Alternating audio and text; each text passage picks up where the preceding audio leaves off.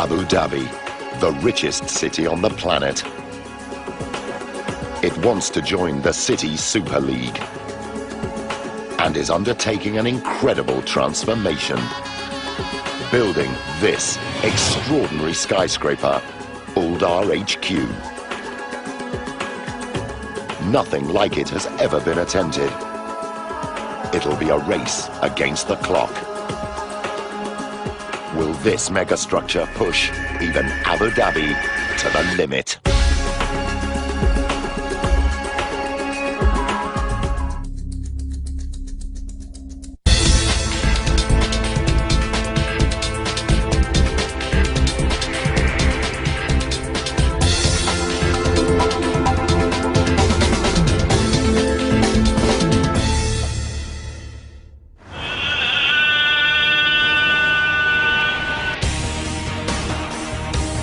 Abu Dhabi is in the midst of a construction boom. It's the largest of 7 sheikdoms known as the United Arab Emirates. Its capital, also called Abu Dhabi, is the richest city on earth. Its ruler, Sheikh Khalifa, has a cool $875 billion in the bank and an audacious spending strategy to match. He wants to transform the skyline and compete with the international elite of London, New York, and Hong Kong. But this is not the first time the Emirate has stood at the crossroads. Just decades ago, Abu Dhabi was a desert backwater, until the discovery of oil in 1958 brought unimaginable riches to its ruler, Sheikh Zayed. As the petrodollars flowed in, he converted the shell houses into high-rise, and the traditional way of life was swept away. Today, Abu Dhabi is a thriving metropolis, sitting atop the world's 5th largest oil reserve. But black gold alone cannot put this city in the Super League. To do that, Sheikh Khalifa must lure big business and tourist dollars. Abu Dhabi must expand to thrive.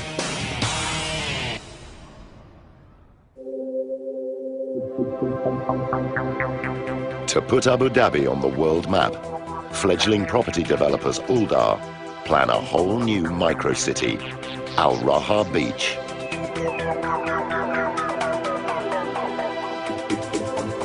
It's an ambitious proposal. At 11 kilometers long and almost a kilometer wide, this city on the sea will be the biggest project ever attempted in Abu Dhabi's history. Mohammed Al Mubarak is in charge of delivering this audacious development. The vision of their highnesses and the vision of Aldar was to create this almost mini city where people can live, study, play, and work in one destination. Al Mubarak must attract investors if Al Raha Beach is to succeed. So to launch the project, he commissions a signature skyscraper. Creating an iconic structure on Al Raha Beach was of vast importance on basically putting Al Raha Beach on the world map. Al Mubarak sets Lebanese architect Marwan Zareib the task of designing an icon that raises the stakes even higher. The building will become Aldar's headquarters in the heart of their colossal development.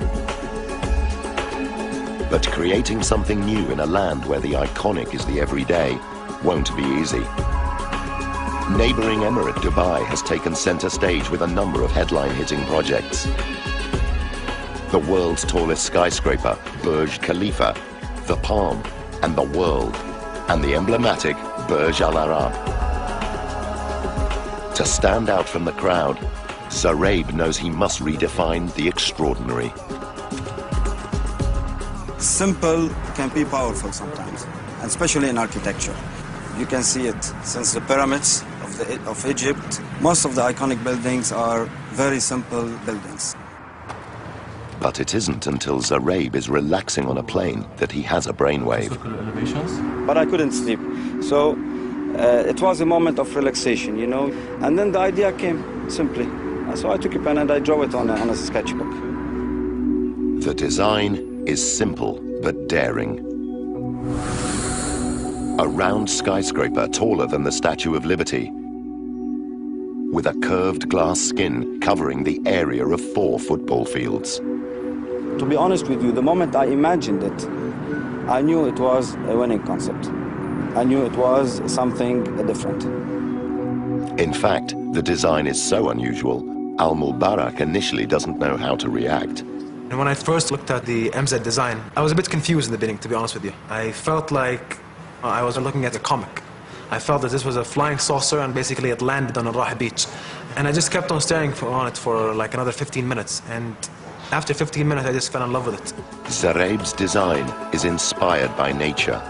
2 giant circular curved walls of glass mirror an open clamshell. Architecture is nothing but imitation of nature. At the beginning, the idea was so geometrical, very pure. It's like a seashell. The seashell has deep meaning for Abu Dhabi with its seafaring heritage. But a circular design poses a problem. Just like a coin that stands on its edge, it risks being unstable. The circle must be balanced. So Zareeb turns to some very old-school geometry. The real challenge of the facade, of the circular facade, was to find the 2 points where the building should pose on the ground. And for that, I had to go back to one of the oldest rules in architecture, proportion. When you have a circle, you can divide it into a pentagram.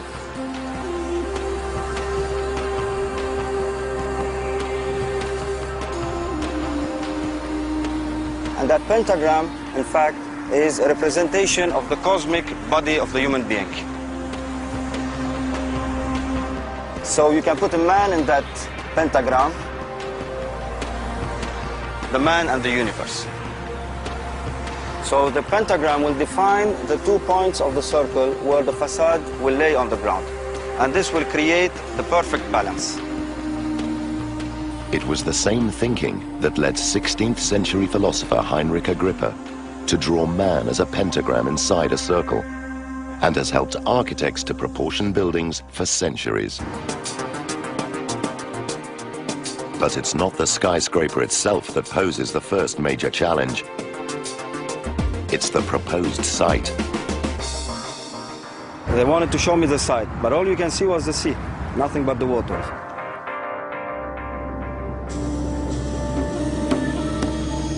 Unbelievably, the solid ground required for Old RHQ does not yet exist. The desired location is 700 meters out in the Persian Gulf and 8 meters underwater. New land must be created. Over 3 million cubic meters of sand must be found. Surely a simple task with Abu Dhabi's endless desert dunes. But desert sands are too fine to build with. The land would just slide into the sea. Marine sand is needed. Its larger grains help it stick together, creating the perfect base to build on. Dredging sand from the seabed is one solution, but fortunately, the last sheikh has already done the job for them. Whilst cutting a shipping channel in the late 1970s, Sheikh Zayed created an island of discarded sand. Luckily for the engineers, it's just across the water, so they decide to move all 20 million cubic meters of it. A fleet of cutter dredgers eat their way into the island.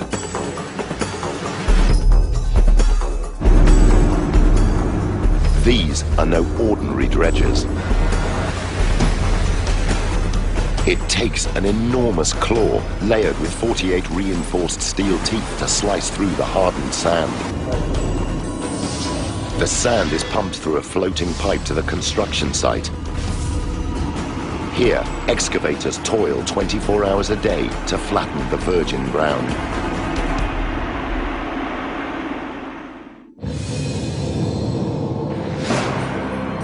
After 8 months, the land for Old RHQ is fully formed, and with this, the first major problem overcome. Now, engineers must somehow turn Marwan Zareeb's radical design into an engineering blueprint. The building is bellied.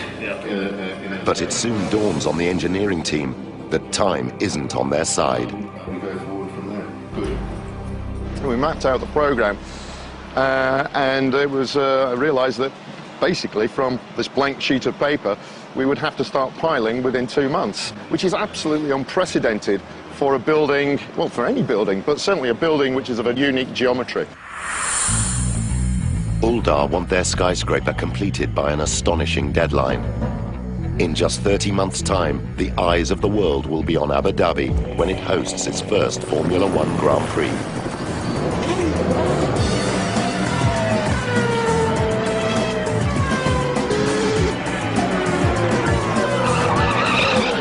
The racetrack will be on its own designated island, complete with hotels and theme parks. And Uldar are building the lot. The international press and tens of thousands of visitors will descend on the city. It's the ideal opportunity for Uldar to showcase their new HQ. But to stand any chance of meeting this target, the team will have to pull out all the stops.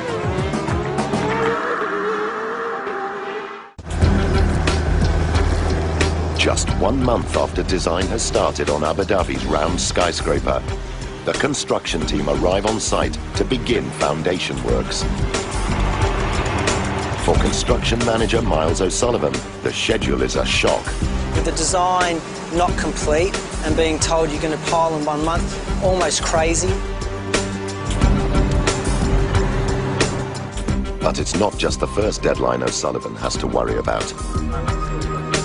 Uldar HQ's round curved shape presents an enormous sail-like area when wind strikes. Wind tunnel tests must be done to prove the foundations can take the strain. But the results won't be back until work has already started. Abu Dhabi is regularly hit by high-pressure winds that sweep in from the Persian Gulf. But building Uldar HQ so close to the sea will put the foundations under another kind of pressure. Digging for Uldar HQ is very similar to digging here in the sand. What you get as you dig down is you'll get to see the groundwater starting to surge through the sand. And in fact, it's that groundwater that we see start coming through the sand here that's creating the pressure and obviously creating the issues for us when we do the construction.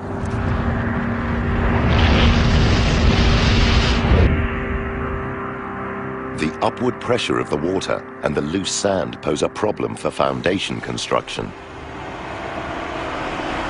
Before excavation can begin, the team must build a solid barrier called a diaphragm wall or D-wall. It's a concrete barricade formed of interlocking panels which socket into the bedrock and reach 16 meters below the surface.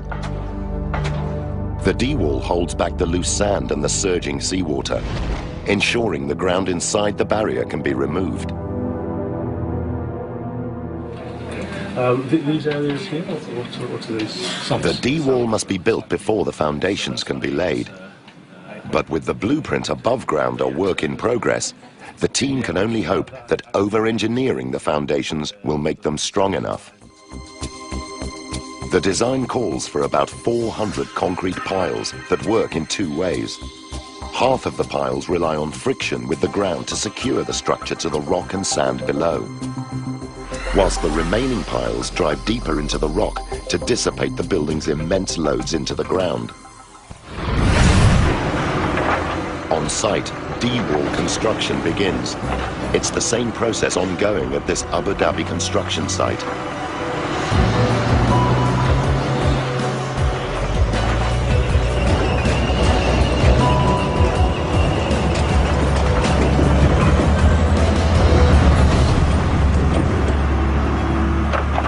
Until recently, Al Raha Beach was just a vision for Uldar's Mohammed Al Mubarak, but the dream is slowly emerging from the sea. Seeing that land come up, seeing the amount of basically work and the amount of basically staff we had on the ground to make sure that was going to be done, that was like watching Rome being built. The D-wall and concrete piles create a firm foundation upon which to build Uldar HQ. But the force of the sea pushing up through the sand still poses a threat to the skyscraper. A great way of demonstrating the problems we faced at Outer HQ with the groundwater is in imagining that this bottle here is Outer HQ. And as I push the bottle down, you see forces are exerted on my hand. And in fact, that's the groundwater trying to push the building out, trying to push Outer HQ out of the building site. To keep the site dry during construction, water is sucked out of the sand and pumped out to sea. But that's only a short-term solution. To protect this skyscraper in the long term, the team need an extra defense. It's a giant slab of concrete called a raft. It creates a barrier against surging water, stops the piles from punching up through the building, and acts like a snowshoe to evenly distribute Uldar HQ's 59,000-ton weight into the ground. Raft construction for Outer HQ is 12,000 cubic metres of concrete, which is a 30,000-ton structure. It's a huge element. With 2,000 truckloads of concrete to pour, it's a job that continues into the night.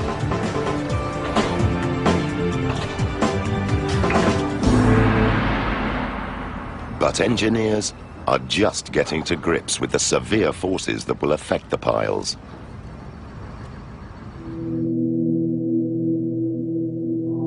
The unique shape of the skyscraper will capture wind like the sail of a yacht.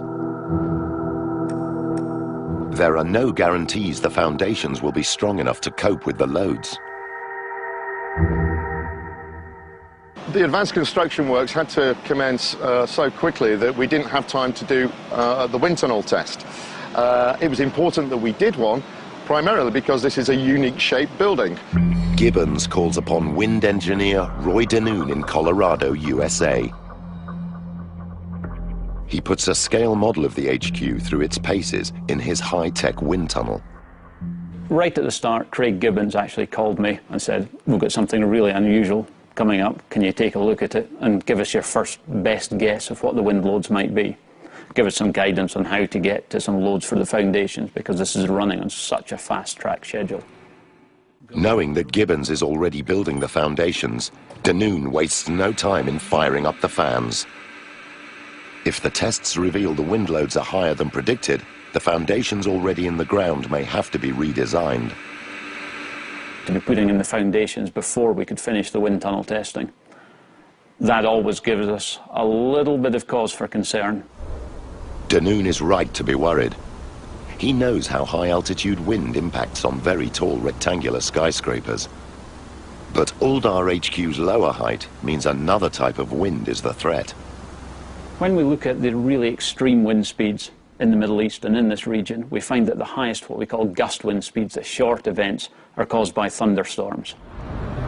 Abu Dhabi may appear sun-soaked, but during the spring, the intense sun heats the moist air, causing spectacular thunderstorms. Wind speeds can escalate up to 137 kilometers per hour. The key issue with thunderstorms in this region is that they give the absolute highest gust wind speeds. Now, for the very, very tall buildings, that's not too critical because they occur down low. For Uldar HQ, they were really critical. Thunderstorm winds are strongest between 50 and 150 meters above ground. Uldar HQ is right in the danger zone. In advance of getting the wind tunnel test, we'd speak a lot with the wind tunnel engineer, Roy Danoon. And Roy would wind me up about the kind of loads he was getting, etc. And knowing that the piles were going in as we spoke. Wind hitting Uldar HQ's sail-shaped facade puts the building's narrow base under pressure. The wind wants to twist the structure. The foundations must be strong enough to resist these forces. A little bit more smoke there, Doug.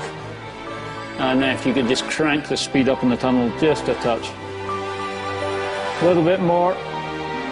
Danoon analyzes the wind tunnel data. Fortunately for Gibbons, It's Denoon's jokes that have no foundation. And I got the results back from the wind tunnel test, and they were within an absolute whisker of my early predictions. And I was just delighted by that. I couldn't wait to get on the phone. They were pretty relieved, I think, because I think they'd been sweating on it a bit. It was a great relief to know that Roy was just winding me up, and that in actual fact the wind loads were very much in line with what our expectations were. The results of the wind tunnel test are great news, but the relief is short-lived. Now the structure needs a super strong backbone or core. But again, conventional building won't fly with this design. For Alder HQ, one core wasn't enough. We needed 2 cores, in fact, to take all the loads down into the structure. Uldar HQ needs 2 concrete cores for extra stability. The twin spines rise a full 125 meters from the concrete slab to level 23. Reinforced with 6,500 tons of steel, these cores will transfer the loads into the piles. But to channel these forces safely, the concrete must be cast without any flaws. They need a way to build the cores as 2 single pieces of concrete. The answer? To slip form. It's a clever way to build big concrete towers. Liquid concrete is poured into a giant mold, which forms the shape of the structure. The mold slowly climbs up the core as it's cast, forming a single concrete tower without any joins.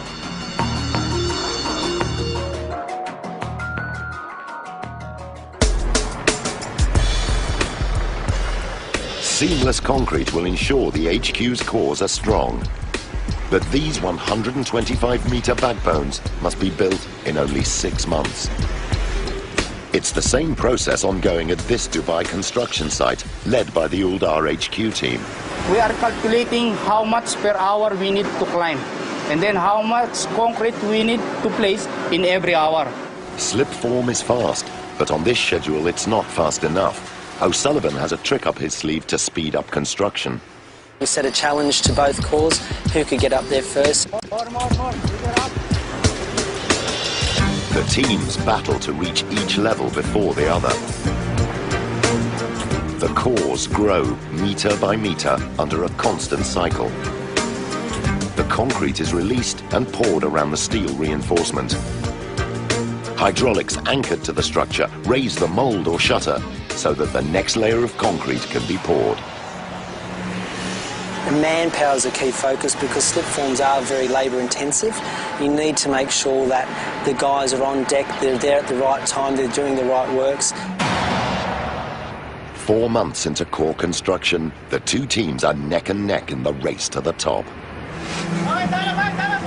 Core 1's team leader keeps a close eye on Core 2's height. It's been my benchmark, so if I'm doing better, I'll be ahead of them. So a lot of pressures are there. My boss is telling me, do this, go up, go up, go up. But it's good, the pressure is good. Core 2's leader also feels the strain. I'm working 24 hours today. I try to finish more earlier than the other core. Every month, the builders pour enough concrete to fill 1.5 Olympic swimming pools. But the teams aren't home and dry yet. There's still a challenge to finishing. Cores are renowned for going up quickly and sometimes having problems, so there's a lot of coordination effort that goes in to make sure that they do go up on time. We had structural steel elements to cast in. We had crane connections to get right. After just 6 months, the 2 cores are approaching the top. Core 2 is only a meter or so behind, but Core 1 push ahead to victory. Core 1 won the race. It's really good to know that we're on top.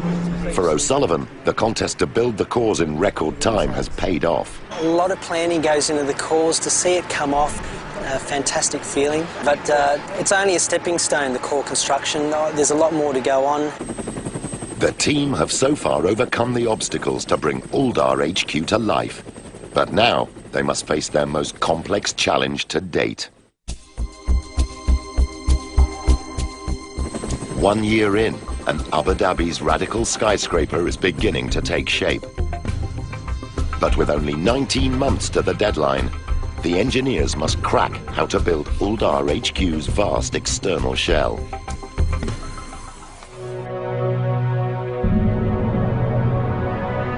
The design demands a heavyweight shell to support its wide girth and survive huge wind loads.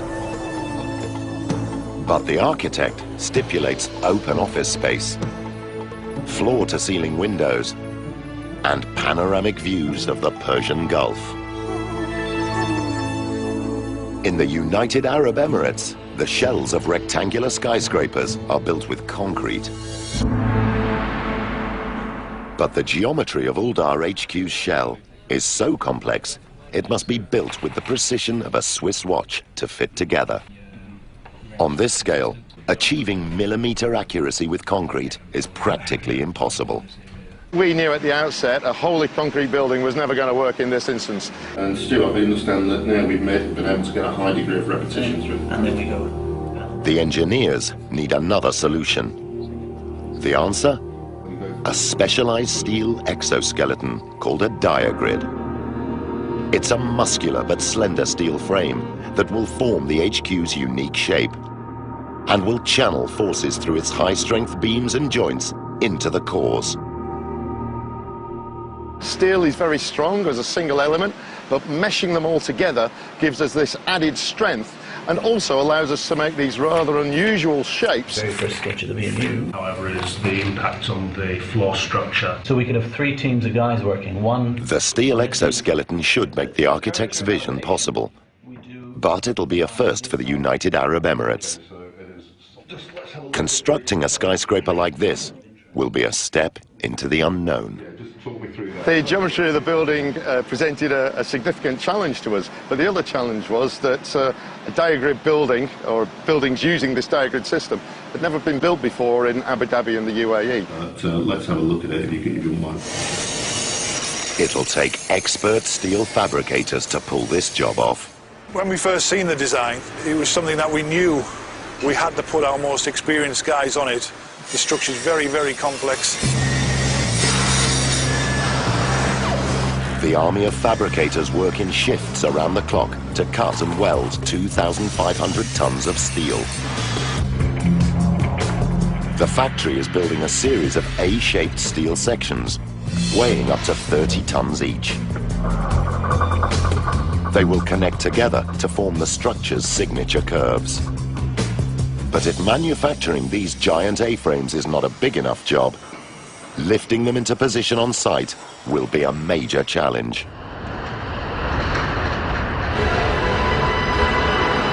Great to see the steel arrive for the main diagrids, the main columns to the structure. Huge sections. The thought of actually starting the steelwork some 18 months after we started the job, fantastic. But excitement of the first A-frame delivery is soon replaced with trepidation. Lifting these monsters will be a precision job, and tensions run high. When we rigged the first A-frame up, you've got to put all the chains on it. It would take maybe an hour to rig it up, and everybody's then thinking, I hope this is going to work. Everyone is on tender hooks. Now is the moment of truth. The A-frame is lifted off the ground. There was a big ah from the crowd when it went in. The first exoskeleton section is finally bolted to the base plate.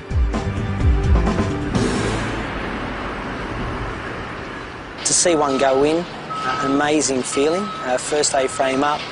Again, a milestone achieved, but then a lot more to go. Another 99 A-frames must be fitted to form Abu Dhabi's unique skyscraper. The handover date is now just 19 months away. So the team must now focus on the HQ's interior. The structure needs an alarming number of restrooms, 85 in total. This is no weekend DIY job. It'd take an army of plumbers and time the schedule cannot spare. So to fast-track the task, the team innovate again. with prefabricated washroom modules or pods. A pod is a factory-made restroom, complete with lavatories, basins and mirrors, ready to plug into the building. The team plan to lift these 12-ton pods by crane and lower them into the cores like a giant game of Tetris. Construction is a finely tuned sequence.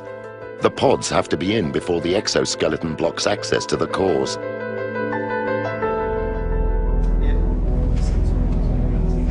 Uldar must approve the design fast, but there's a problem. We produced a lot of visuals and graphics which we had signed off. Then we actually built the pod. We went to look at it at the factory and a lot of people thought that's it. But Uldar unexpectedly rejects the pod design. It's just too ordinary for such a futuristic skyscraper. It will take months to remodel, and the exoskeleton can't wait. The whole plan could go down the pan. The only option is to leave out 2 roof sections and drop in the pods later, but this has its own dangers. With 0 hour looming, the team must now wrap the building's skeleton with a glass skin.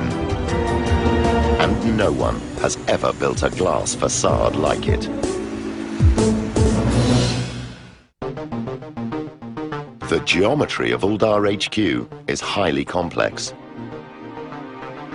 2 giant bowed facades cover an area the size of 52 basketball courts. A third narrow surface joins the round facades like a zipper, arcing an extreme 290 degrees from one side to the other. But curved glass like this doesn't exist. The engineers need another plan. The secret to covering a curved surface with flat glass is its shape. Square glass isn't an option. Squares can only bend in one direction at a time without distorting. Uldar HQ needs triangles. They can pivot on 3 axes and seamlessly join with their neighbors. To form these complex curves, it'll take 25,000 individual panes.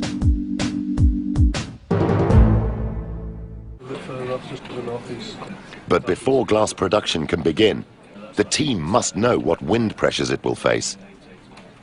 It's back to wind engineer Roy Danoon, who must test the design in his wind tunnel. When we first saw the design, we knew there was some potential for some quite high glass design pressures.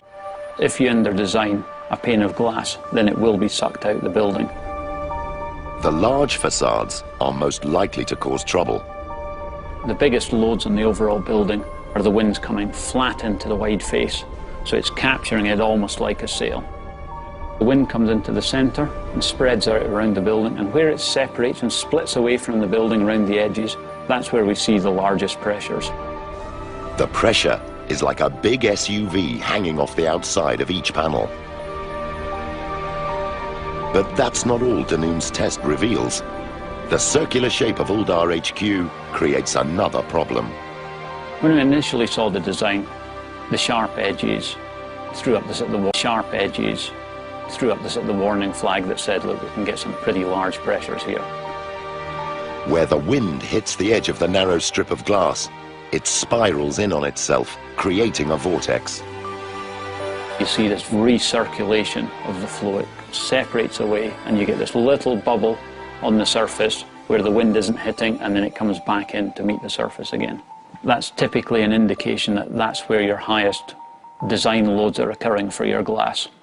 And that's very, very strong suction force is what that little bubble means.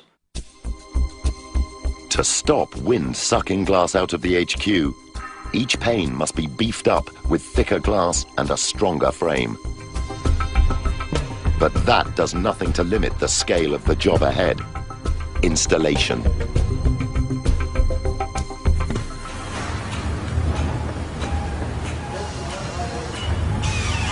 You talk about 25,000 pieces of glass. To do that for the building in 10 months, it's a monumental effort. It's a constant battle, making sure that you get the glass to site. But having the glass factory on site is a lifesaver. It made it easier for the site to actually call up on glass. Once they are installing the panel, they ran out of glass, we're immediately on the phone, hey, we need more panels over there, so we got them on a truck, and 5-10 minutes later they were on the site. The glass factory sends the panels to the site by truck, and the panels are lifted by crane up to the installation team.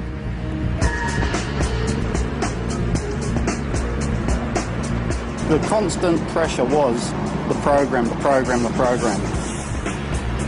The glass is pulled onto the floor plate, but it takes a team of 8 specialist riggers to install the panels. Probably the hardest thing was the sheer volume that had to be installed. Fixing glass on a curve at this height means the panels have to be swung out from a platform that hangs out of the building. It should be easy, but then this team have Abu Dhabi's wind to contend with. The wind here can just blow in from nowhere. It caused us no end of problems. The glass would start to revolve and spin. We would get a choice whether to lift it, bring it into the building, put it down, or to put it straight back down on the ground.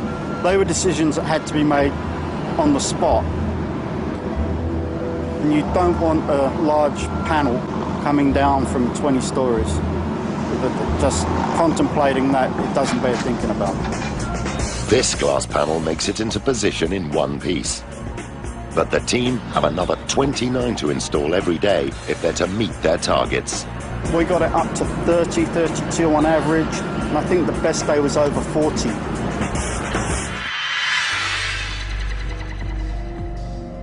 But as the line of glass fast approaches the top, the team must install the delayed washroom pods to close up the roof steel.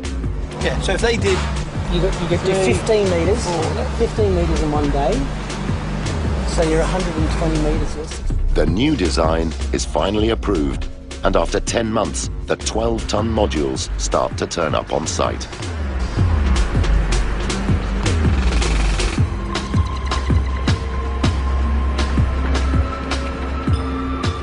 The pod drops are quite quick. We hook them up, we take them up the 140 metres to the top of the tower crane. The pod can now be lowered into the core shaft.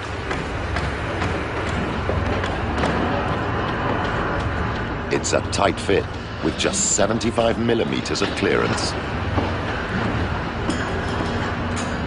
When I saw the first pods in, it was a relief that that saga was over and we'd actually managed to achieve what the client wants.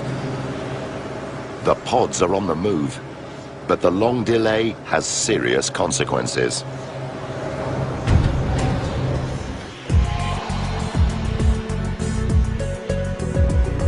Finishing the exoskeleton should be a straightforward task, but the incomplete steel roof has sagged out of shape.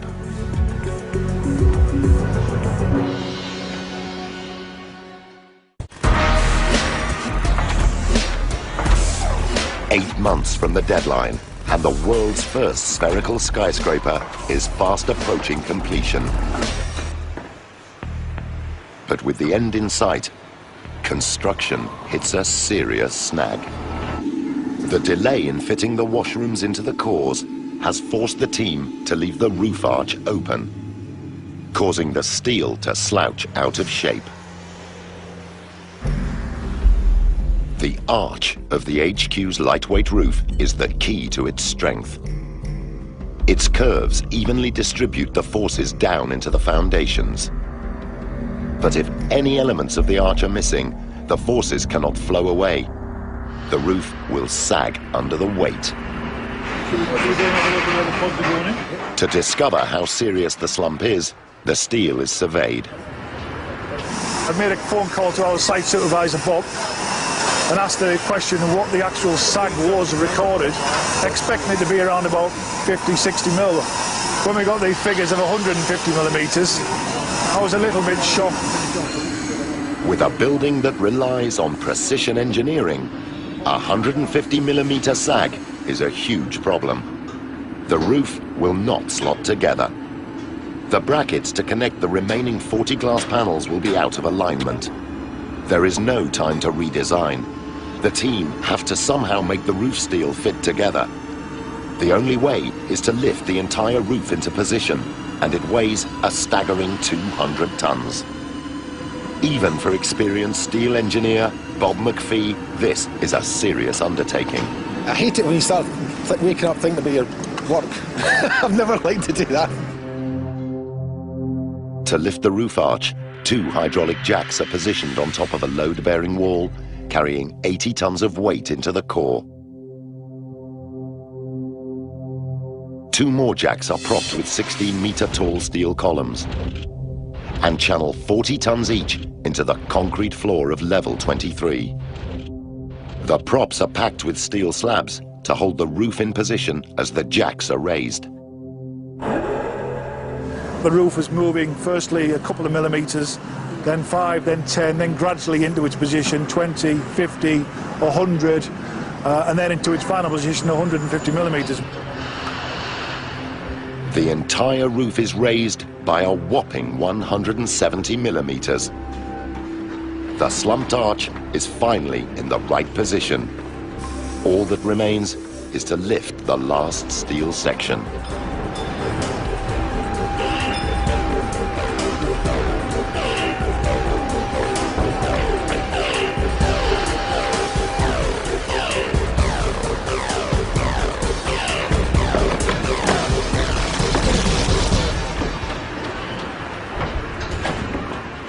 It's a tight fit. With a millimeter to spare, the roof is finally complete.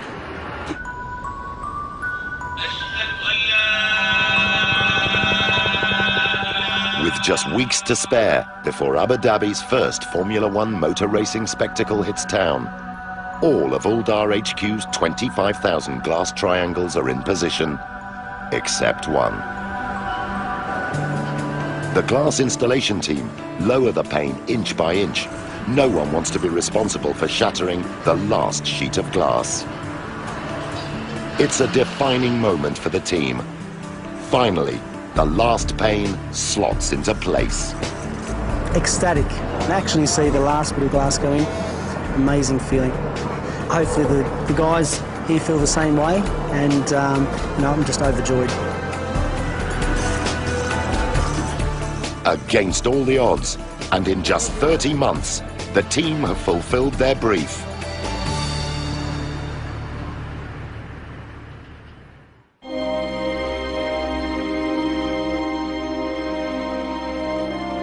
An engineering triumph. This is Uldar HQ. This spherical skyscraper, a world first, rises 125 meters above the Abu Dhabi sands. All 3,000 glass panels mirror the surrounding landscape, reflecting the blue skies and the rolling sea of the Persian Gulf. Amazing structure. You don't see any circles in the world being constructed, so to be part of that was fantastic. Mindful of all the issues and challenges and highs and lows in between adds to that feeling of triumph. Mohammed Al-Mubarak fell in love with an extraordinary idea. But will the building match his high expectations? It's really a work of art. It's a stunning building. To me, it feels like it should be in a museum. The space is unbelievable. It's really a colossal building. When you come up front to it, it's even bigger than you even imagined. And for it to come from paper to that, it's great. Already an icon on the Abu Dhabi skyline, Uldar HQ should lay solid foundations for the future of Al Raha Beach. Architect Marwan Zareb is delighted to see his concept sketch come to life. The building is more beautiful than the original idea because it's real now. It's no longer a simple concept. It's became reality. Uldar HQ is a structure that rivals not just Dubai's iconic buildings, but can stand proud on the international stage. The HQ building has really put Abu Dhabi on the world map. If you ask me today, we're not yet into the world of Singapore or New York or Paris or London. Will we get there? I absolutely believe so we will.